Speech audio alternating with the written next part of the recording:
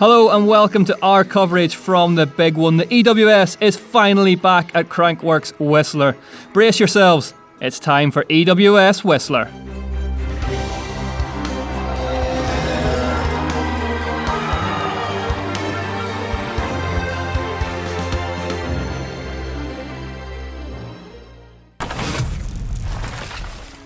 Yes, after a 2-year hiatus, we are back in the mother of all bike parks, and what a course the Crankworx team have put on for the 4th round of this year's championship. The opening stage is a Whistler Bike Park Classic, the 2.1 kilometres of the route-lined microclimate. Stage 2 pitches the racers back towards town in a tech feed zone before they get on, amazingly, the only lift of the day back to the top of the third test, which comprises of no fewer than 4 separate trails. After that, it's one of the day's most technical stages, containing the treacherous Ride Don't Slide trail, before a climb back over to the final stage. Containing the monstrous new 1199 top section, it is the longest stage of the day at 4.7 kilometres in length, across 5 different trails. Racing got underway yesterday afternoon with a running of that 5th stage as the pro stage. Trek's Hattie Harnden claimed a 4-second overnight lead. Self-confessed not a huge fan of Whistler's chunky bike park sends, she did what she knows best and combined superb bike handling with unrelenting power to take the win. I really wasn't expecting it. I have to say, it was quite a messy run for me, so yeah, I just ended up trying to enjoy the bottom bit after a little bit of a messy start. Definitely a confidence booster. Behind her, it was the pride of Canada, Andriane Lanfear-Nadeau, ALN, taming that huge drop at the top of the 1199 and proving to her fans that they can dare to dream of that maiden win ahead of this one. Third place went to the Chilean, who now calls Whistler home, Flo Espinera. Espinera, someone we're more used to see sending it on her e-bike at the EWS, but without doubt right in the hunt this weekend.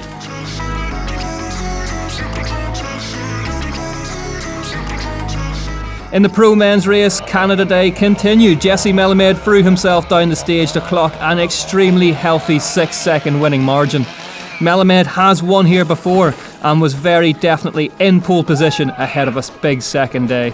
I wasn't super confident on, let's say, winning that stage. I knew I could put down a good run if it was a little bit eased back. The bike park's so hard to race because it's just seen so much abuse. Everything's blown out, and there's this little silty powder that makes everything slippery. So had a few close moments near slide outs and had to put my foot out.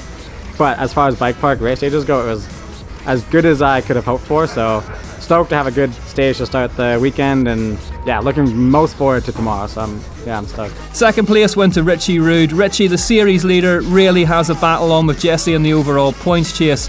Very much a danger man though here in the bike park, where he has claimed some of the most commanding victories of his career.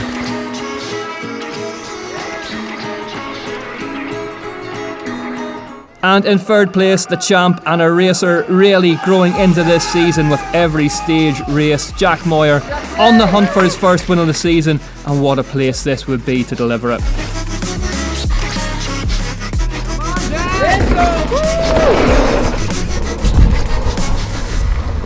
As the Whistler Bike Park began to cook under a particularly hot summer sun, the racers rolled out of the sliding centre and out onto one of the most iconic race courses in mountain biking.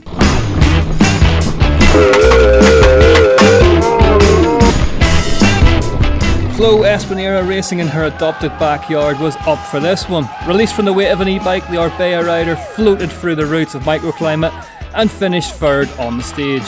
Isabelle Courdurier proved once again that she is one of the most mentally and physically tough competitors that the sport has ever produced, and despite a foot injury suffered in Valberg at the EWS, rallied her Lapierre home to second on the stage, moving herself up into second place in the overall in the process. But there was no catching Lanfear-Nadeau. Harnden could only finish 9th on the stage. ALN pounced. She put 6 seconds into the chasing pack and took control of the race in the process. Pivot's Matt Walker had finished the pro stage 4th on Saturday and was looking fast again on microclimate.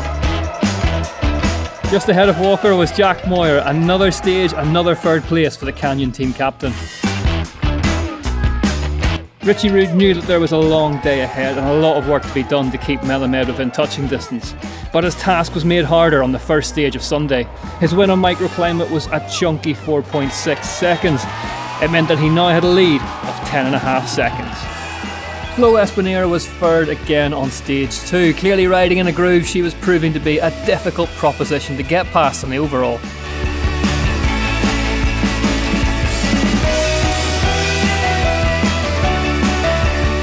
Harnden managed it though and took a second place after what had been a shaky start to the day. Fastest though was Bex Barona. The Yeti rider powered her way home to finish just over a second ahead of her compatriot. After the first clashes of Sunday then, here's how things stood on the road. Lanfear Nadeau led ahead of Harnden. Couturier and Barona rounded out the top 5, just ahead of Miranda Miller, whilst Ray Morrison rounded out the top 10. You know, so far so good. Had a little bit of a crash on the uphill on microclimate, and then lost both my triceps shortly after. But I enjoyed it. Golden Boner's never my favorite, but I'm glad to get into the bike park now. And I'm doing quite okay. I'm just like holding on. It's really tough. The liaison are a bit short and my fitness level is a bit down there. So it's a tough race. Everyone knows it. So I'm just like trying to have fun and manage my energy towards the day. I just found out I won the second stage of the day. So yeah, buzzing. Proper. Really good to just share it with the team like when I found out everyone was buzzing, so that's given me some good energy for the next couple of stages. I had a bit of a slow start to the day on the first one, just kind of getting into it. It's very different to the style of the pro stage yesterday, so yeah, just taking it as it comes, and then the last stage we just did was really good, so I kind of felt like I'm getting up to speed, which is nice, so building as the day goes on, hopefully. Yeah, no, the crowd here in Whistler is amazing. I hear a lot of familiar voices and I can sneak a hug at the bottom of most of the finishes, so that's just so special. I'm really happy, and it's definitely carrying me because I'm hurting a lot. My ankles are taped up, but I'm definitely in pain. So one stage at a time today, and I'm really hoping that it holds. In the pro men's race, Eddie Masters was working his way back through the field after a disappointing start to the day. He came third on the stage. Richie Rude was not hanging around. That second place in last year's overall still stung, but it was now a long way behind him, and the American knew that attacking was the only way that he'd achieve his goals of a third overall crown. But he still couldn't get past Jesse. Melamed was in control of everything around him and fully in the zone. He took his third stage win on the bounce. Jesse Melamed's lead confirmed then at just over 11 seconds. A trio of Kiwis head up 4 Canadians, including Carter Krasny having the ride of his life up in 9th. Another man on the move up the rankings was Remy Gauvin. First 2 today have been pretty tough, like the court's so hot. I reckon I'm about 5 bottles deep and my piss is still yellow, so if that's anything to go by, hydration is key. Yeah, pretty rough. So, good enduro racing. Had a pretty good couple runs this morning, kind of messy, but I've stayed on the track, so getting better. A fair bit of time to be made up on these. They're long stages. I suppose the one we're doing now has got a bit of bike park at the start, but yeah, it's like pretty, there's time to be lost as well because it's pretty like gnarly and hard to remember where you're going, so easy to make a mistake. A little bit behind Jesse, so yeah, pressure's on to catch back up, and yeah, a little bit hard to give the momentum going on the weekend, but I mean, got 3 more stages today. We did 2 this morning, so kind of looking forward to it. The third stage was the Queen stage and featured the steepest descent of the race, as well as overall points for the winners. Scotland's Ella Connolly, a race winner at EWS Tweed Valley, was back in action in Whistler, riding only weeks after breaking her elbow. She finished the toughest stage of the day in 4th. Was this to be a crucial point of the race? Andriane Lanfear-Nadeau, the race leader, was beaten home by Isabelle Couturier. The French rider was now up 2 spots and into second place in the overall, with Andriane's lead now reduced to just 5 seconds. Harnden was now in third. The stage winner was Morgane Schauer, second in the overall heading into this round. The French rider was coming on strong as the stages got tougher. Martin Mays and Greg Callahan both had good third stages and were 3rd and 4th on the stage respectively. Second place went to Jack Moyer, whilst Richie Rude clocked his first stage win of the race by just over 3 seconds, taking the points in the process.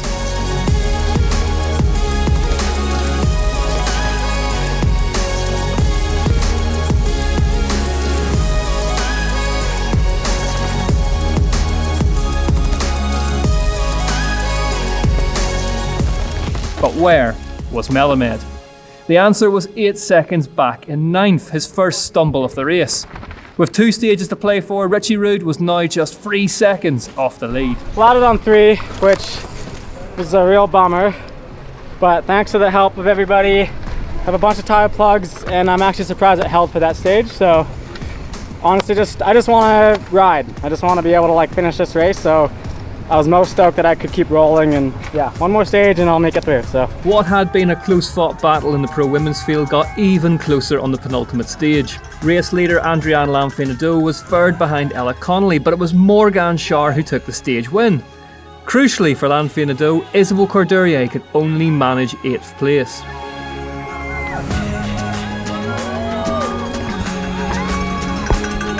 That means that with one brutally long stage remaining, it was now Morgan Schär who was closest to the woman who had led right from the pro stage. But it was nail-bitingly close. On a 10-minute stage, the gap was less than 5 seconds. Harnden remained in a podium berth, but Courdurier and Espinera were in close proximity should she stumble. It felt really hard, and I think it's the same for everyone, so it felt really messy, but I think that's just the tiredness kicking in. So I think it still went okay though, and I believe I'm still in the mix a little bit, so just one more to go, and fingers crossed. I think after yesterday, I know I can go fast, so just gotta trust my judgment and go with it. Martin Maes was cracking on now and growing into the race. He was third on stage 4, just ahead of Sławomir Lukasik. At the front, Jesse Melamed was under pressure. Rude lives for the big physical stages, and the biggest was just around the corner on 5. Maximum attack from Jesse on 4 was the only option to give himself as much of a buffer as possible. The plan worked. Melamed won his 3rd stage of the race ahead of his rival for both the race and the title, by a healthy margin too, nearly 7 seconds. So before that huge final stage, let's remind ourselves of how the overall was looking.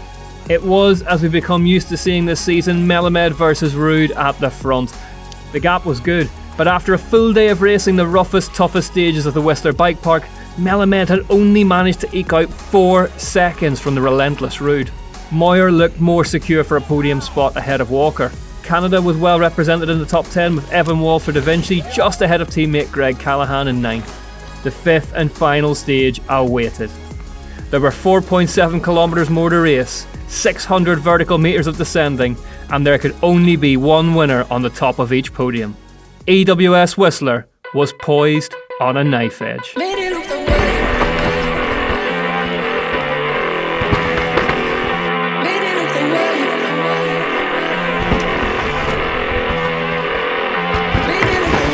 Flo Espinera had stayed consistent all day, and in 2nd place on the final stage moved her onto the podium in 3rd. Morgan Schär was 2nd. In a day filled with drama, she had kept her nose clean and quietly set about smashing it. Time and time again we have seen just how cruel a sport enduro racing can be, and so it was to be once more for Adrienne Lamfinado. The Rocky Mountain race-face rider had suffered a puncture on the previous stage, and the repair didn't hold. Canada's heartbreak combined with a huge final stage push meant that the winner of the 4th round of the 2022 series went to Hattie Harnden. The 3rd win of her career came after a superb performance from start to finish. I had a flat at the bottom of Ride Don't Slide. I suspect I probably had a slow leak, and then it just gave out at the bottom. And then I just pushed in the berm before the big drop as if it was my normal pressures, and my back gave out. So it's racing. I can't believe it. In one moment of my life I thought this moment will never come, and to make it true, after all what happened in my career, it's just I'm really grateful. I'm happy about it. It got better and better. Yesterday I was pretty far back, and even this morning I was riding well but doing mistakes and everything, and this afternoon I just felt so good, and I really enjoyed the tracks. And I didn't know I was in the contention after the middle of the day, so I just rode the best I could at the end, and it was enough, so yeah. One of the performances of the day had to go to Remy Govan. He'd worked his way through the ranks all day and set about clocking his best result in several seasons in front of his home crowd. 3rd place on the day for Govan. Jack Moyer also had a belter of a final stage. He took the victory and moved himself up into second place in the process. Just as drama had hit the pro women's field, it hit the pro men's. Richie Rude, the overall points leader, suffered a mechanical on the last stage. A flat, suffered in the hunt for the win, would relegate him to 44th. If you'd asked Jesse Melamed before EWS Whistler his ideal scenario, the win would have been number 1 and a decent haul of points ahead of Richie Rude in the overall would have been number 2. There was no catching Melamed. In reality, there never had been. In the end, his winning margin was 16 seconds. And I tried to baby it, but it just kept holding, so I just was like, okay. I was really like back and forth on my pacing because I was like, oh, that's too fast, I'm gonna pull the tire off. And then I'm like, well, it held, okay, I'm gonna go again. And then it was really back, yeah, I don't know. I have like 6 tire plugs right at my bead, like I pinch platted, and I can't believe it. Honestly, it's a miracle that thing held together. So I'm so stoked because no one wants a freaking race ruined by mechanicals. I'm bummed for Richie. Like, I know he wouldn't have wanted to beat me if I flatted, so that sucks. I'm more comfortable on the bike. I'm attacking a bit harder, and I don't know, I just had a good training block at home this last month, and we're making progress. It's good to be.